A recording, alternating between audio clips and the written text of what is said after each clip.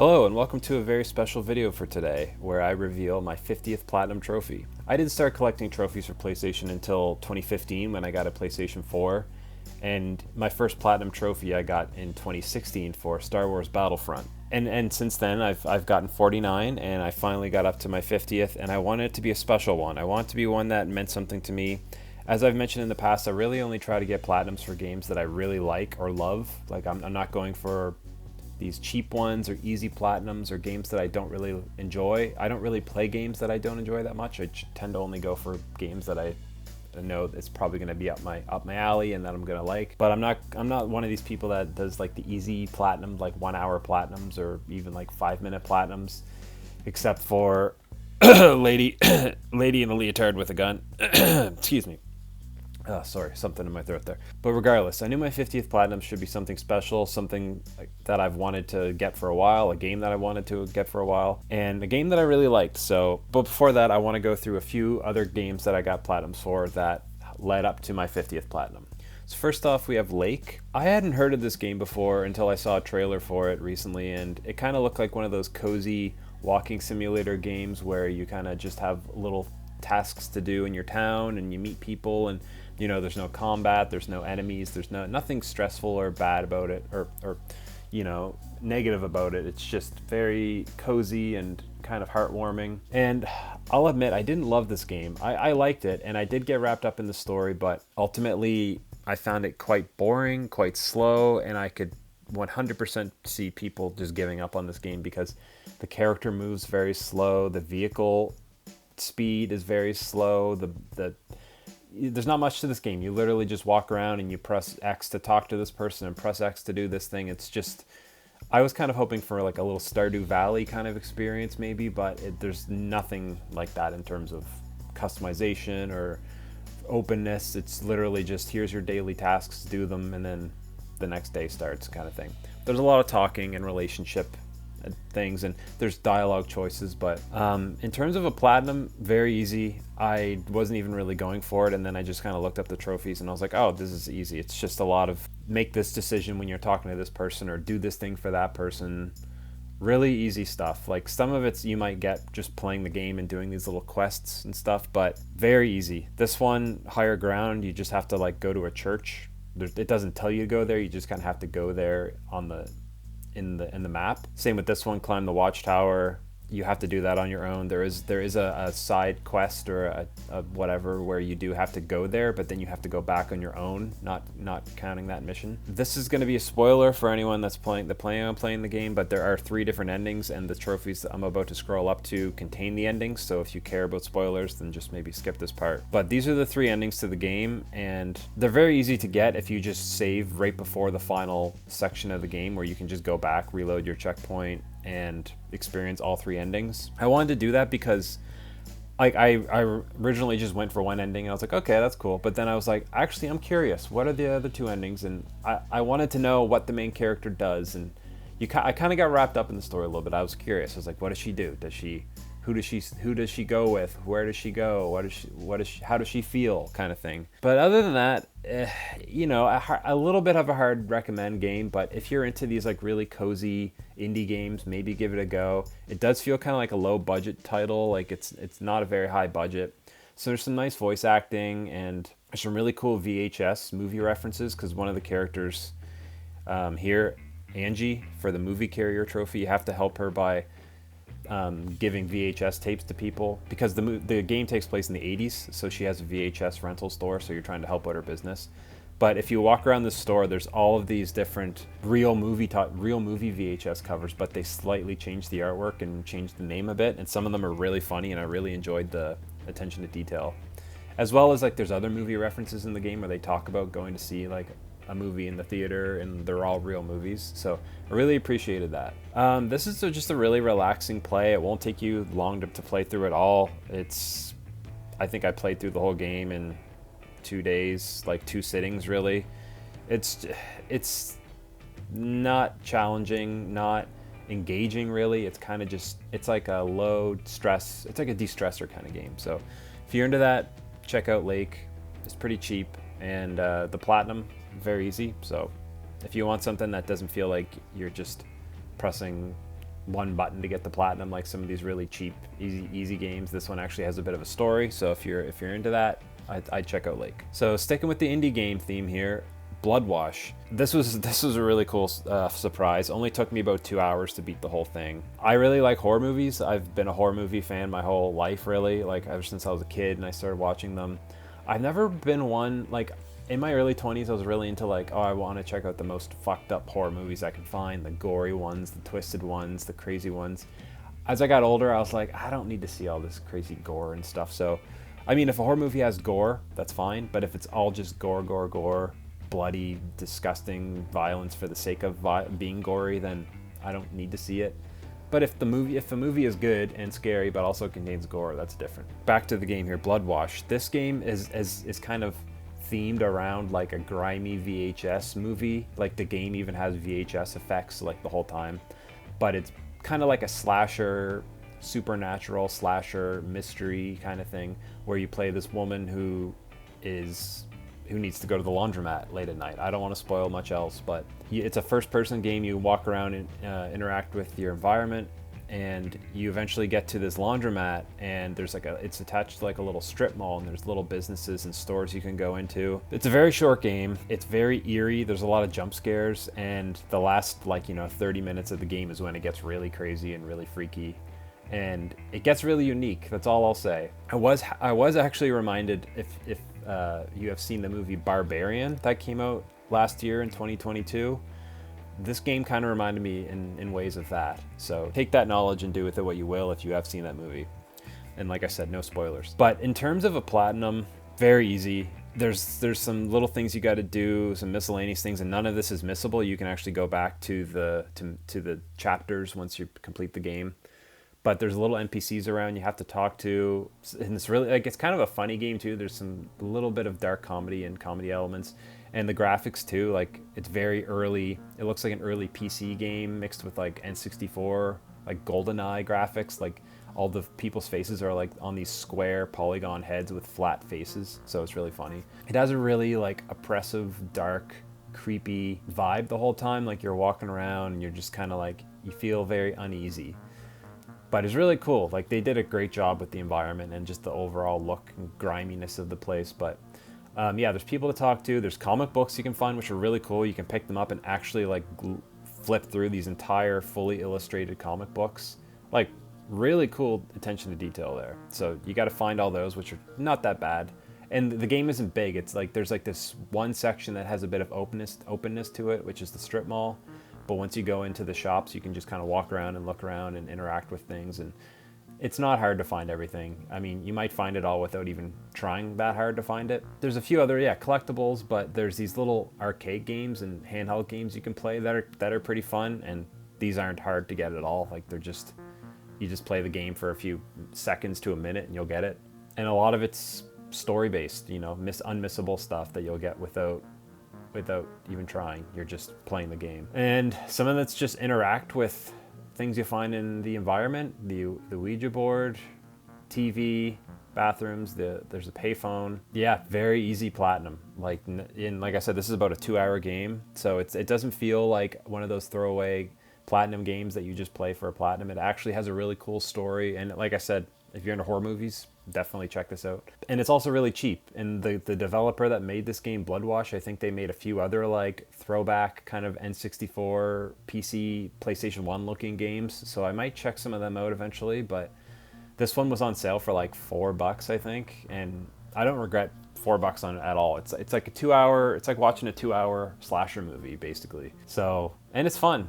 It's worth checking out. Even if you don't like horror, it might convert you into horror. But if you like, throwback nostalgia PC N64 looking games, definitely this one should be on your radar to check out because they nail the look of it, and just the music and the setting and the graphics are great. So yeah, Bloodwash. It was a really, really cool little game. And next up, Jazzpunk. This is a game that's almost 10 years old at this point, but I had never heard of it until recently. And I saw it was on sale for like $4 or $5 recently. Yeah, another very short game that I think it took me about 4 hours to get the platinum in this. A lot of miscellaneous stuff in this game, so you do need to keep an eye out for what you need to do, because you could easily play through this whole game without even getting a trophy, because I don't think any of it's really story related. It's all just walking around the environment and interacting with these little things. In terms of the game, if you've played this game, you know exactly what I mean when I say it's pretty wild and out there. It's definitely a warped comedy, sci-fi infused odyssey. I don't even know how to explain it, but a lot of the humor, some of it didn't work for me. It's a lot of like LOL random, oh my god, this is so random, haha kind of humor that I feel like kind of died out a little bit in the early 2010s. And some of it even kind of reminds me of like the Newgrounds, like newgrounds.com, like Flash animations I used to watch and Flash games I used to play in like the 2000s, like early 2000s. Any of you are that old, you'll remember what I'm talking about. But some of it's kind of like Family Guy, Rick and Morty humor, which I've also kind of aged out of a little bit as well. But that being said, some of the humor in this game is great and was really funny. I actually like cracked a smile and smirked and even like kind of chuckled to myself several times, because just there's a lot of random crap in this game that you're not expecting to see or to find or whatever. Like, you just walk around these levels and there's like usually an objective in each level, but the things you got to do and the things you find, and you don't ever know, you click on or you go up to this thing and you interact with it, and it could be nothing or it could just be this thing that takes you to a different. It's almost like Family Guy, where like there's these cutaway jokes to things that have nothing to do with the main plot. They're like, oh yeah, this, and then it cuts to this little joke and you're like, that had nothing to do with what I was just watching, but it was hilarious. That's what Jazzpunk's like. It's full of these things that pop up and you get to play these little mini games, or like, it kind of, in a way, it kind of reminded me of WarioWare, where these random little things pop up and you get to interact with this thing, and whether it's through gameplay or whatever, it's just crammed full of jokes and gameplay scenarios that are just out there. And so just for that alone, I highly suggest playing through this game and just screwing around with the game. Like, and a lot of the trophies are just screwing around. Like, you just go up to the thing, go up to this, press this, do this, try this, do that. Yeah, it's just, and a lot of the trophies, like I said, just looking at them, they don't even make sense. A lot of them are just, they're so random. They're just, like you can't even get a grip of what the game's about. And basically it's kind of like a spy thriller in a weird alternate dimension world with sci-fi elements and comedy, and very kind of like British humor, Monty Python. I almost wanted to say it like, describe it kind of like that. Very kooky, bizarre, surreal humor. Tim and Eric style. If you watch Tim and Eric or On Cinema or any of the like Absolutely stuff from Adult Swim, yeah, I have to recommend the game alone on the humor and the inventiveness. And as well, there's some really cool video game references in here too. If you've been playing video games like since the 80s or 90s or 2000s, there's some things in here, hidden in here, that you find them and you're like, oh my god, this is incredible. Like, I don't want to spoil anything, but there are some that are just hilarious and so well done, and just, they knew what they were doing. Like, you can tell the people that made this game were just laughing the whole time, being like, oh my god, people are gonna lose their shit when they see this. So, and a very easy platinum, like I said, you just gotta make sure you know what you're doing, look at a trophy guide, but none of this stuff's missable. You can go back to via mission select and get any of these. Some of them you might just stumble upon just screwing around, some of them you might miss completely. But anyways, that's enough about Jazzpunk. It's a wild game that's, you know, almost 10 years old at this point, so many people perhaps have heard of it and played it, but this was new to me, and I didn't get anything spoiled for me. I knew nothing about it. I didn't know anything that was coming up, so it was a completely new experience for me. So I really liked it. So easy platinum, and I had a great time with it. And here we are at platinum number 50, Star Wars Battlefront 2. I really wanted this to be my 50th platinum because I thought I was never going to get it.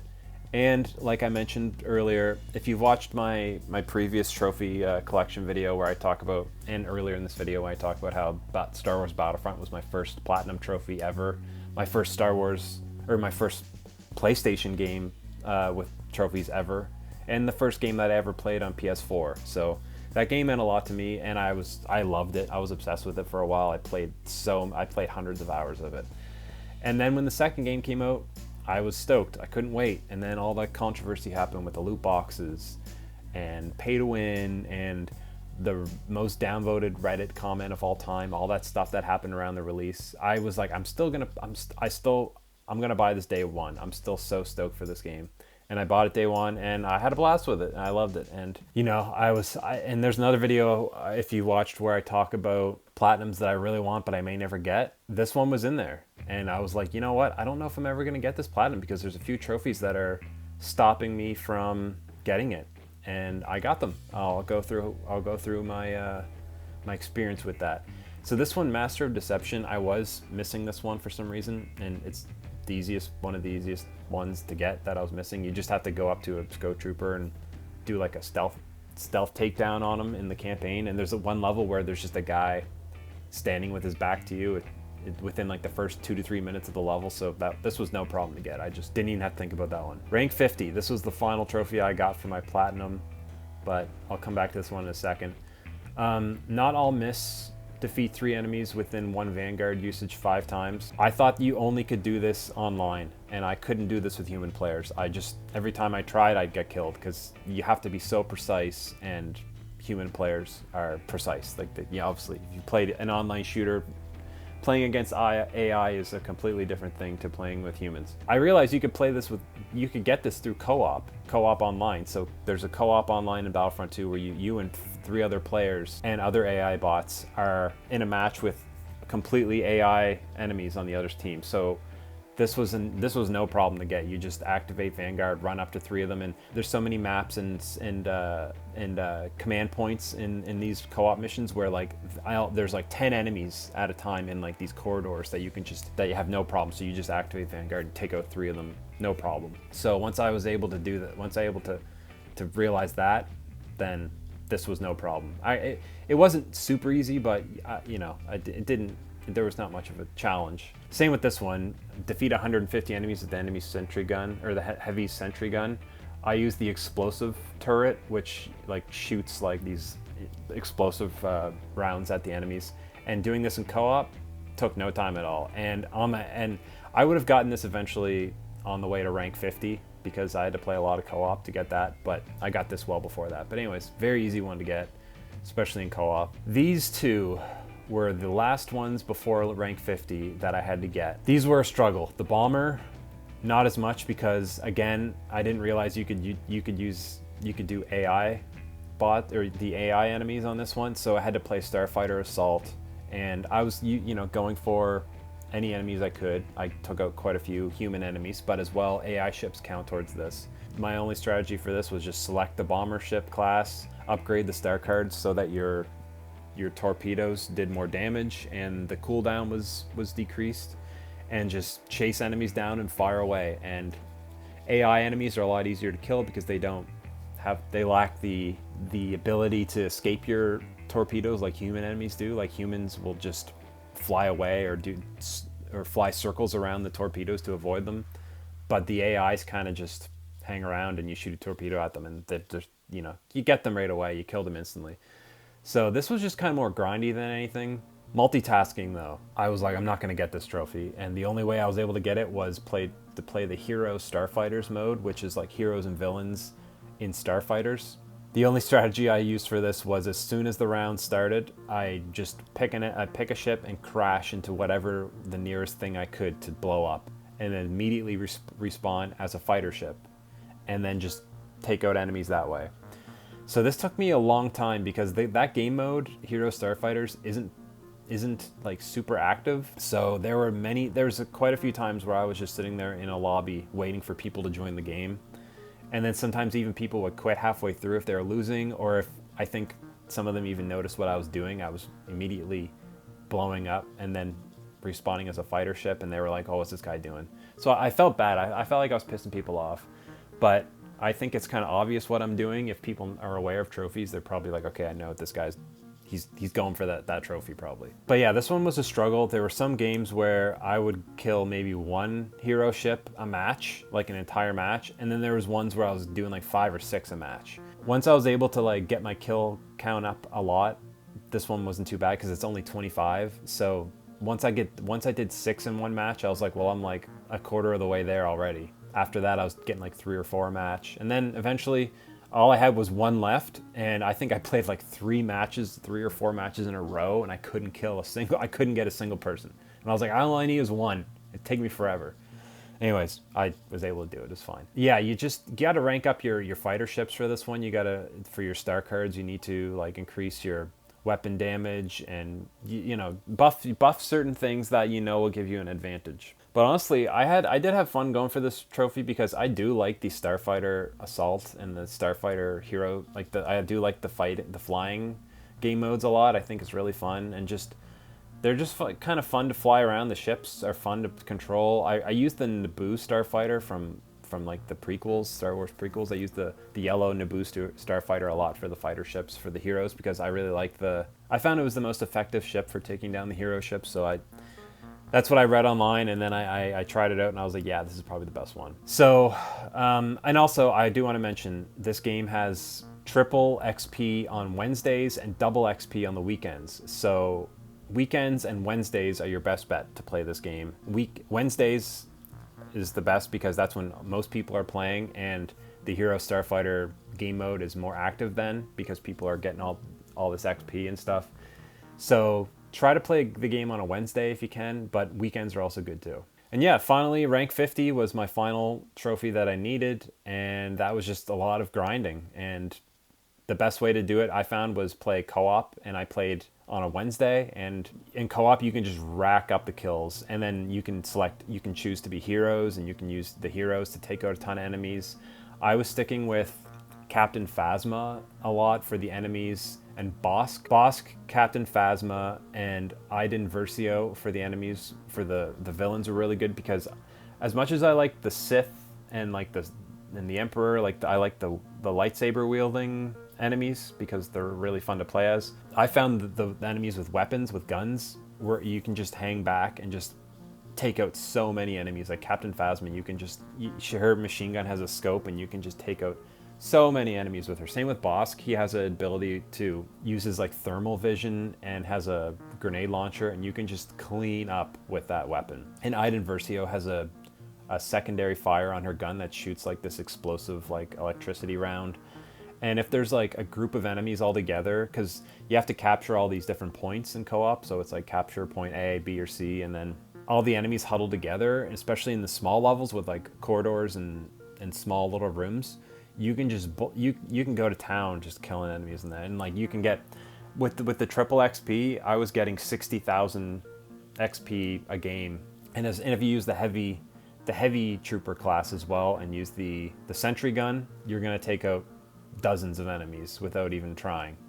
And as well, getting tons of assists, and playing the objective too gets you a ton of XP. Playing on a Wednesday, I was at rank 43 or something before I started this, so I had to go up 7 levels, and that doesn't sound like a lot, but without triple and double XP, it would take you quite a while because it's just grinding. It's just playing match after match after match after match. But in co-op, you rack up the XP like crazy. So, and I had a blast because I hadn't played this game in years, so I had fun going back and just getting to play with the different heroes and villains and trying them out. And I was ranking them up so high. I had all my star cards maxed for them and stuff. So that's my 50th platinum, Battlefront 2. I'm really happy that I got this one because Battlefront 1 was my first platinum. Battlefront 2 is my 50th.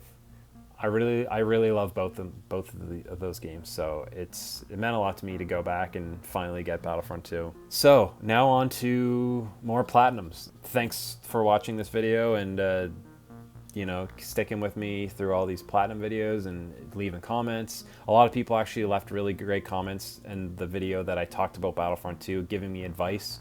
And one comment gave me the perfect advice, literally told me play hero starships, die, blow yourself up, and then come back as a fighter. That's how you do it. And then play co-op for the other trophies because you can get all these trophies in co-op. And that's what I did. So thank you to that person. I don't know your name, but thank you for the great advice. Thank you for watching these videos. Thank you for subscribing and liking and commenting, and I hope you enjoy them, and stay tuned for more. Have a good one.